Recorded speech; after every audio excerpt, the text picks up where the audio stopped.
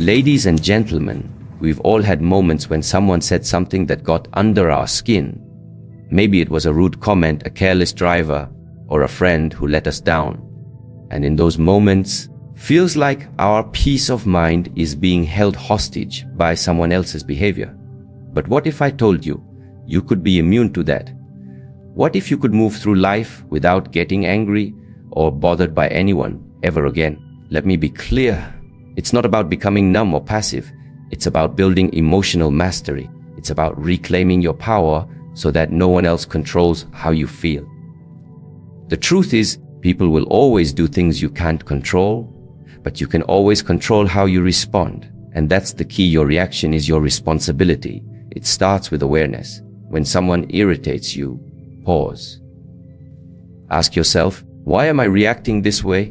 What button did this push in me? Most of the time, it's not even about the person. It's about something unresolved in us. Next, practice detachment. Understand that what people say or do is a reflection of them, not you. Their opinion is not your truth. Their bad mood is not your fault. You don't need to take it personally. Then build boundaries, not walls. Boundaries let you protect your peace without cutting off your compassion. You can say no without guilt. You can walk away without anger. Finally, shift your perspective. Every annoying person in your life is actually a teacher, a mirror, an opportunity to grow stronger, calmer, more patient. If you master this, if you train your mind like a muscle, you'll be unshakable, no longer at the mercy of moods, opinions, or insults. You'll walk through life grounded, confident, and free. So the next time someone tries to push your button, smile. You don't have to play their game. You've outgrown it. One of the most liberating truths you can accept is this: you are 100% responsible for how you react to anything and anyone in your life. While you cannot always control what happens around you, whether it's a rude comment, an unfair situation, or someone else's bad behavior, you are always in charge of your internal response. This isn't just a feel-good idea. It's a powerful principle that, once mastered, can dramatically reduce the amount of anger, frustration, and emotional disturbance you experience. Think about it. When someone cuts you off in traffic, you might feel an immediate surge of anger. But that anger isn't caused directly by the event. It's caused by your interpretation of it. Maybe you think, they disrespected me, or they're trying to get ahead at my expense. Those thoughts trigger the emotion. Another person might shrug it off, assuming the driver is rushing to an emergency. Same event, different interpretation, different emotional outcome. This proves the power lies within you, not outside of you. Taking full responsibility for your reactions doesn't mean you blame yourself when you feel upset. It means you own the power to choose a better response. This isn't about suppressing emotions either, about recognizing the moment where choice exists, the space between what happens and how you respond to it. Most people live in emotional autopilot. They get triggered and immediately react. But when you start taking ownership, you create a gap between the trigger and the reaction. In that gap lies your freedom. That's where you can breathe, step back, and decide how you want to feel and act, instead of letting your emotions dictate it for you. Responsibility is empowering. It means you don't have to wait for other people to behave better for you to feel better. You don't have to hope the world changes for you to find peace. You simply need to take control of the only thing you ever really had control over: your own state of mind. Once this sinks in, you realize that your peace is not in the hands of others. It's in your hands every single time. In moments of emotional intensity, the instinct to react immediately can be overwhelming. Someone says something disrespectful and your body floods with heat. A family member criticizes you unfairly, and before you know it, your voice is raised and words you didn't mean to say are flying out. But the key to never getting angry or bothered isn't found in how quickly you respond. It's found in how intentionally you pause. Pausing may seem like a small act, but it is an incredibly powerful one. It creates space between the trigger and your response. In that space, you gain clarity. You regain control.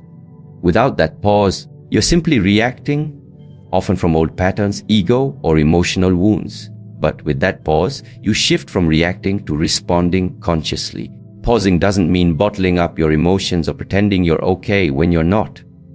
It means giving yourself a brief moment to observe what's happening inside you.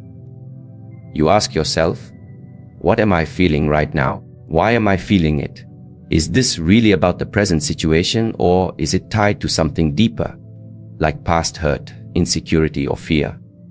Often, you'll find that your emotional reaction is much bigger than the situation itself, is a clue that it's touching something unresolved within.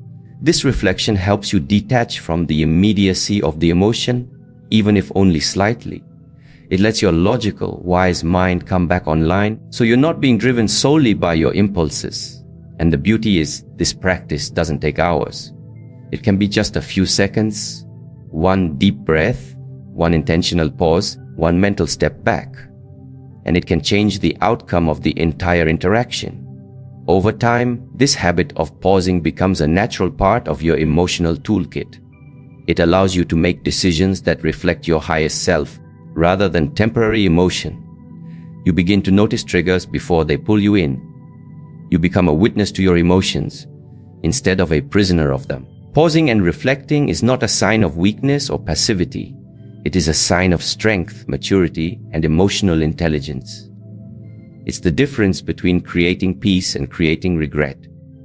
One of the main reasons we get angry, upset, or emotionally shaken by others is because we tie our self-worth to what they think or say about us. A single negative comment, a dismissive gesture, or a judgmental look can send our minds spiraling into self-doubt or defensiveness. Why? Because we've been conditioned to believe that external validation defines our value. But the truth is, to truly become emotionally untouchable, you must learn to detach from other people's opinions, both good and bad. Detachment doesn't mean you stop caring about others or become indifferent. It means you stop allowing their thoughts, words, and judgments to dictate how you feel about yourself. It's about recognizing that people's reactions often say far more about them than they do about you.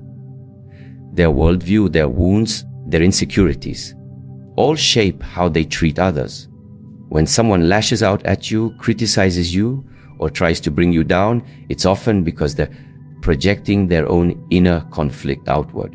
Understanding this changes everything. It shifts the question from, why are they treating me like this? To, what might be going on in them that's causing this behavior? That shift instantly reduces the emotional sting. You realize it's not personal, even if it feels like it is. When you detach from the need for approval, you reclaim your freedom. You stop constantly adjusting yourself just to please others or avoid judgment. You speak more honestly. You make choices based on your values, not someone else's expectations. You stop being a puppet pulled by invisible strings and instead become grounded in your own identity. This doesn't happen overnight. Detachment is a practice, one that begins with self-awareness and inner confidence. When you know who you are, you don't need constant reassurance. When you accept yourself fully, flaws, mistakes, and all, you don't fear criticism because it no longer defines you. And equally important is this: positive opinions can be just as addictive as negative ones are damaging. If you're constantly chasing praise, applause, and recognition, you become dependent on it. Detachment means being steady in your self-worth regardless of external noise. Being able to stand in a room full of critics or admirers and remain the same person. In essence, detaching from external opinions is about choosing inner validation over external approval. It's about recognizing that the only opinion that truly matters, the one that defines your peace, is the one you hold about yourself. One of the most powerful shifts you can make to protect your peace of mind is to stop taking things personally. This might sound simple, but in practice, one of the hardest and most liberating things you'll ever learn to do. Taking things personally is like giving others a remote control to your emotions. Their words, their moods, and their opinions become triggers, and without realizing it, you're letting their behavior define your sense of worth or emotional state. The core truth here Is this what people say or do is a reflection of them, not you. Their anger, rudeness, criticism, or even indifference isn't necessarily about who you are. It's about where they are in their own mind and life. Maybe they're tired. Maybe they're going through something heavy. Maybe they've never been taught how to communicate with kindness. Or maybe your behavior accidentally triggered their own insecurities or unresolved issues. None of that is about you. When you internalize this truth, start to build a kind of emotional armor, not a wall that shuts people out, but a healthy boundary that keeps other people's energy from infecting your own. You become less reactive, more understanding, and ultimately more free. Consider how often you've been in a situation where someone's tone or words felt sharp or dismissive, and your immediate reaction was to feel hurt or defensive. You had paused to consider what might be going on behind the scenes: stress, fear, pain. The emotional charge would have diminished. You would have realized, this isn't about me. They're dealing with something I can't see. That realization turns frustration into compassion and offense into perspective. Not taking things personally also empowers you to stay in control of your identity. You no longer let someone else's version of you become your truth.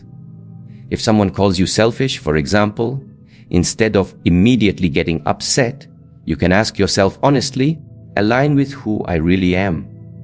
If it doesn't, you let it go. If it does, you reflect and grow, not out of guilt, but out of maturity. Either way, your reaction is rooted in self-awareness, not emotional reactivity. Mindset also helps you let go of the need to explain yourself to everyone.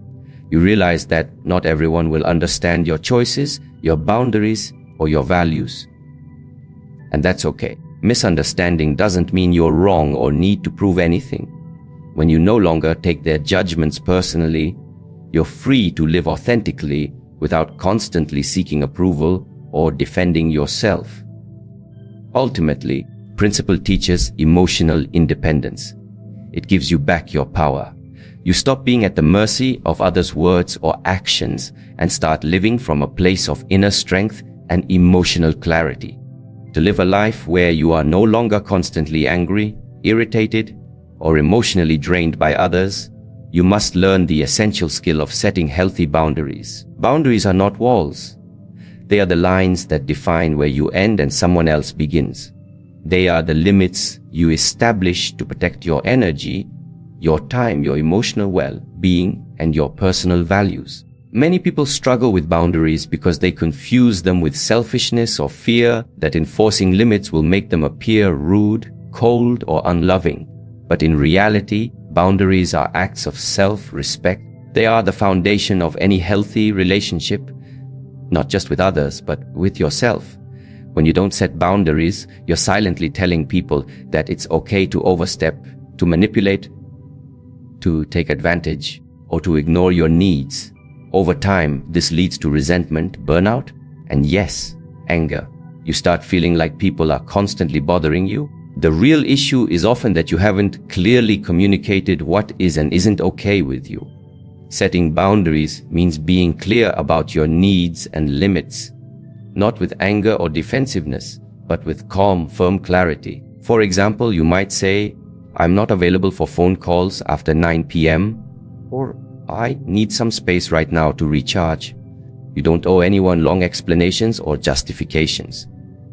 Boundaries don't need to be defended, need to be respected, first and foremost by you. It's also important to understand that healthy boundaries are not about controlling other people. They're about controlling your access to them. You can't force someone to behave how you want them to, but you can decide what role, if any, they'll play in your life. You can choose how much time and energy you're willing to invest, and you can walk away from situations or people who repeatedly ignore your boundaries, not out of spite, but out of self-preservation. What's powerful about boundaries is that they create emotional clarity. When you have strong boundaries, you know where you stand. You're no longer reacting to people's chaos or taking on their problems as your own. You're no longer overextending yourself to earn love, acceptance, or validation. You're standing in your truth and inviting others to meet you there. And boundaries aren't just for difficult people. They're also for people you love. Even the closest relationships need structure. In fact, stronger your boundaries, the healthier your connections become. You stop resenting people for crossing lines they didn't even know existed, and they begin to understand how to love and respect you better. Ultimately, setting boundaries is not about building distance. It's about creating space where love, respect, and peace can genuinely thrive. One of the most transformative mindsets you can adopt on your journey to inner peace is learning to see difficult or annoying people not as enemies, but as teachers. While it's easy to get irritated, offended, or drained by certain personalities, the loud coworker, the controlling relative, the inconsiderate stranger, these people can actually serve a deeper purpose in your emotional growth. They reveal where your patience ends, where your ego still reacts, and where your wounds still need healing. In this sense, they are not obstacles in your path, they are the path. When someone pushes your buttons, it's not just about them. It's also about you. Comfort you feel is a signal. It's highlighting something within you that needs attention, maybe an old belief, a fear of rejection, a need to be right, or an unresolved emotional trigger. These people act as mirrors, reflecting back to you the places where you're still reactive, where you still feel vulnerable, or where you've built stories about how others should behave. And that's where the opportunity lies. Reframing these people as teachers doesn't mean tolerating toxic behavior or excusing poor conduct. It means using the interaction as a moment for self-inquiry. Ask yourself, why does this person bother me so much? What does this reveal about me? Is there something here I can learn about patience, acceptance, boundaries, or letting go of control? Sometimes the lesson is about humility, realizing that we too have been difficult or frustrating to others at times. Sometimes it's about empathy, recognizing that the other person may be acting from pain or fear. And sometimes about clarity, understanding exactly what kind of energy you no longer wish to engage with. But in every case, there is a chance to grow. When you shift from frustration to curiosity, the entire emotional dynamic changes. Instead of being emotionally hijacked by someone's rudeness or ignorance, you observe it like a mindful student. You don't absorb their negativity. You study it, you learn from it, and you let it go. Mindset also disarms your emotional triggers. When you view someone as a teacher, they lose the power to provoke you. They become part of your inner training ground, not a threat to your peace. You start to thank life for giving you real-time opportunities to practice patience, compassion, and detachment, not just in theory, but in action. Over time, you'll notice that the same behaviors that used to drive you crazy no longer affect you the same way. Why? Because you've outgrown the need to fight them. You've learned the lesson, and the test no longer triggers you. Emotional evolution. In this way, annoying people become unlikely allies in your self-mastery. Without ever meaning to, they help you strengthen your emotional muscles, making you more grounded, more aware, and more unshakable than before. Just like physical strength doesn't come overnight, but through consistent effort. Emotional resilience, the ability to stay calm, steady, and unaffected by external chaos, must be trained and developed like a muscle. It is not something you are either born with or without. It's a skill that can be strengthened with conscious practice over time. Emotional resilience is your inner stability. It's what allows you to remain composed in the face of criticism, patient in the face of frustration, and unbothered when things don't go your way. Think of it as your psychological immune system. The stronger it is, the less likely you are to catch anger, anxiety, or offense from people and situations around you. Kind of strength doesn't come from suppressing your feelings or pretending you don't care. It comes from becoming aware of your emotions and managing them consciously. It comes from building habits that center you, ground you, and remind you that you are not your anger, your reactions, or your temporary impulses. You are the awareness behind all of that. Training emotional resilience starts with daily, intentional practice. Could be something as simple as practicing mindfulness, noticing your thoughts without judgment. It could mean journaling your emotional triggers so you can begin to understand them. Could involve breathing exercises when you feel reactive, learning to pause instead of exploding, or using visualization techniques to mentally rehearse calm responses in difficult situations. The real test and the real growth happens in the small moments. It's when someone cuts you off in traffic and you choose not to get angry. It's when someone speaks over you in a conversation and you decide not to take it personally. It's when you feel the old familiar rise of irritation. And instead of acting on it, you observe it, breathe through it, and let it pass. Each time you do this, you reinforce the muscle. Over time, just like physical exercise, the effort compounds. The same way push-ups make your body stronger, responding calmly to life's little annoyances makes your mind more powerful.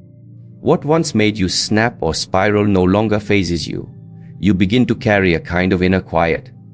Not because your life has no chaos, but because you've stopped allowing chaos to live inside of you. Resilience doesn't mean you're immune to pain or disappointment. It means you bounce back faster, with less damage. You don't stay stuck in emotional spirals. You recover your peace more quickly. And eventually, that recovery turns into resistance, where triggers simply pass through you like wind, leaving no lasting effect. Just like with muscles, if you don't use it, you lose it. Emotional resilience must be maintained. The more you train it, deliberately, patiently, and consistently, the more natural it becomes. It's not about perfection, but about progress. And with time, you stop being easily thrown off course because you've built an inner foundation that nothing outside of you can shake. One of the greatest sources of anger, irritation, and emotional disturbance is our inability to let go. We hold on to words people said, things they did, or situations that didn't go the way we wanted. We replay conversations in our heads, wishing we had said something different. We carry emotional baggage from past interactions, sometimes from days, weeks, or even years ago. And all of this holding on creates an emotional weight that slows us down, clouds our clarity, and robs us of peace. Letting go is not about pretending something didn't hurt or minimizing your emotions. Not about giving people a free pass to mistreat you. Letting go is about choosing freedom over fixation. It's a conscious decision to stop reliving the pain and start reclaiming your energy. It means no longer allowing a person or situation to occupy space in your mind rent-free. When you don't let go, you stay emotionally entangled. You keep yourself tethered to the very thing that upset you. You might think, I let this go, it means they win, or I need to stay angry to protect myself. But in truth, holding on only hurts you. The other person has likely moved on, unaware of the storm still raging inside you. Meanwhile, you're the one reliving the experience, keeping the wound fresh. Mastering the art of letting go begins with understanding that your peace is more valuable than your pride, your ego, or your desire to be right. It means asking yourself, this worth carrying any longer? What is it costing me emotionally to stay attached to this? Sometimes we realize that the pain of holding on far outweighs the discomfort of releasing it. Letting go also requires you to challenge certain thought patterns, like the need for closure, justice, or an apology. The truth is, you may never get the apology you deserve. People may never admit they were wrong. Situations may never resolve in the way you hoped. But none of that needs to stand between you and your peace. Letting go is not dependent on others. It's an internal process that you control. Practice doesn't mean you forget what happened. It means you're no longer emotionally chained to it. You remember, but the memory no longer stings. You acknowledge the past, but you're no longer anchored in it. You accept that not everything requires a reaction or a resolution.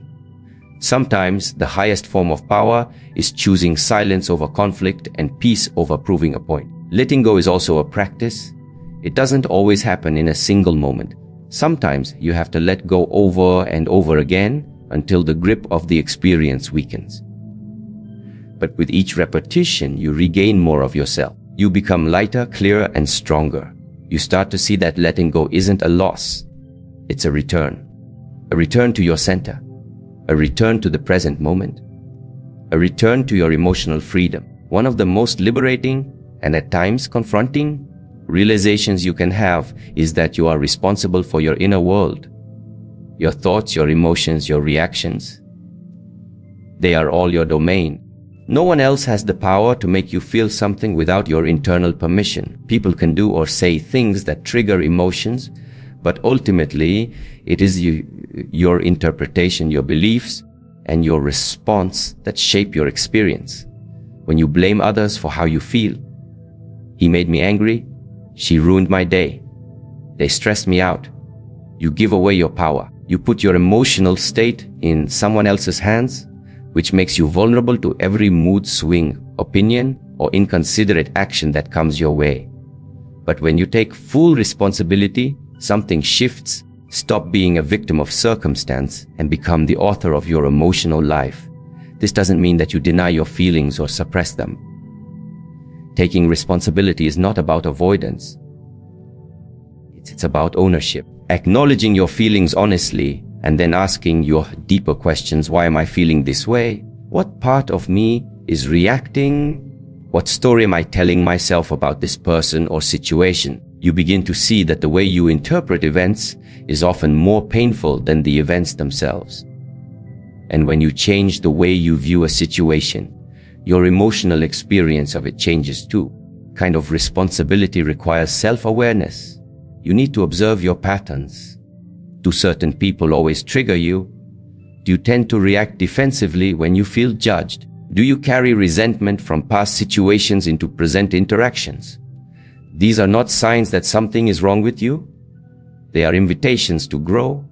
Each reaction is a clue leading you to a deeper understanding of your inner workings. Taking responsibility also means realizing that peace is not something others must create for you. It's something you must cultivate within yourself, regardless of what others are doing. You can't control the traffic, but you can control how you respond to it. You can't control your boss's attitude, but you can control whether you let it follow you home. You can't control every word that comes out of someone else's mouth, but you can control how much power you give to those words. This principle is both empowering and humbling. It means you no longer get to blame. You also no longer have to wait. You don't have to wait for people to change, for apologies to arrive, or for perfect conditions to feel calm and whole. You become the source. And when you do, external circumstances start to lose their grip over you. You carry your peace with you instead of constantly searching for it outside yourself. It's not always easy. Owning your emotional world means facing uncomfortable truths, recognizing your projections, and undoing years of automatic reactions. But it's worth it, because with responsibility comes freedom. The freedom to feel what you want to feel. The freedom to choose presence over reaction. The freedom to be anchored in yourself no matter what storms may come. In a world that's constantly buzzing with noise, opinions, distractions, and demands, learning to cultivate stillness and inner silence is one of the most powerful antidotes to being emotionally disturbed by others. The more time you spend anchored in your own quiet, grounded presence, less reactive you become to the chaos outside of you.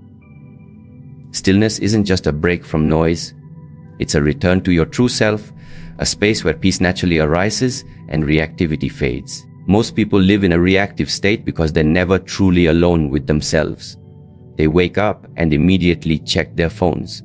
They move through the day consumed by to-do lists, constant notifications, social media, non-stop input. By the time someone says something irritating or disappointing, their emotional system is already overstimulated. There's no space to process, no buffer to absorb the blow, no gap between stimulus and response. That's where inner silence comes in. Practicing stillness can take many forms. It could be meditation, breathwork, prayer, quiet walks in nature, or simply sitting in a room with no devices and just observing your breath. What matters is that you create consistent moments to disengage from external input and tune inward. These moments act like a reset button, cleans your emotional slate and help you build a deeper connection with yourself. A connection that becomes your anchor when other people try to pull you off center. The more you practice stillness, the more you begin to notice your thoughts without becoming entangled in them. You start to witness your emotions rise and fall without being controlled by them. You discover that you are not your irritation, your judgments, your stress. Those are temporary states, like clouds passing through the sky. Beneath them, there is always a deeper layer of calm that's available to you. But you have to get quiet enough to feel it. Stillness also strengthens your awareness, which is the foundation of self-mastery. When you spend time in silence, your awareness sharpens. You begin to notice the subtle ways your mind gets triggered, the patterns of your reactions, the emotional habits you've built over time. This awareness gives you choice. The choice to pause instead of snap, to respond instead of react, to breathe instead of blame. Over time, this practice reshapes your nervous system. You become less easily agitated because your baseline state is one of peace and spaciousness. Even when someone behaves rudely or a situation becomes tense, your first instinct is no longer to fight, flee, or freeze. Your instinct is to observe, understand, and choose wisely. That's the power of stillness. It creates space. And in that space, you reclaim your emotional freedom. Stillness is not about escaping life. It's about meeting life from a place of grounded clarity. It allows you to stop reacting to every bump in the road and instead move through your days with a steady, unshakable presence. It reminds you that the world can be loud, people can be unpredictable, and life can be messy. But you always have access to a quiet place within, untouched by it all. In closing, the journey to never getting angry or bothered by anyone is not about becoming indifferent or emotionless. It's about becoming deeply empowered. It's about choosing peace over chaos, presence over reaction, and growth over blame. You may not be able to control what others say or do, but you can absolutely control what you allow to live inside your heart and mind. Every situation, every challenge, and every difficult person is an opportunity, a moment to choose strength, to build awareness, and to come back home to your own stillness. And when you commit to that practice, day by day, you don't just protect your peace, you become it.